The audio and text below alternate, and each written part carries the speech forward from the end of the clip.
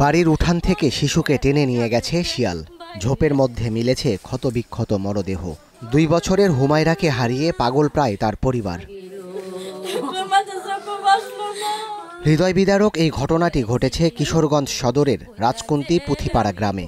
হুমায়রার মা চায়না আক্তার জানান, সোমবার সন্ধ্যায় মেয়েকে তার চাচার ঘরে রেখে আসেন তিনি। কিছুক্ষণ পর মাকে ডাকতে একাই বেরিয়ে আসে শিশুটি। তারপর থেকেই সন্ধান মিলছিল না। উদ্বিগ্ন হয়ে পড়েন স্বজনরা, আশেপাশে চলে খোঁজাখুঁজি। এরপর ঘরের পেছনে ঝোপে মেলে মরদেহ, শরীর জুড়ে নখের আঁচড়, ক্ষতবিক্ষত অঙ্গ। পরে আসার পর একটা ফোন গেছে আমার কাছে, কইতেছে তুমি একটু তাড়াতাড়ি একটু বাড়িতে আসো। আইসি আপনার ফোনই যায়, আমার মেয়ের আপনি সেরা কামড়া খাইছে। আমার মারে কেমনে কামুদা জানিছে গো। 3 ভাইয়ের 1 বোন ছিল হুমায়রা, তাই তাকে ঘিরে আনন্দ উচ্ছ্বাস ছিল পরিবারটিতে।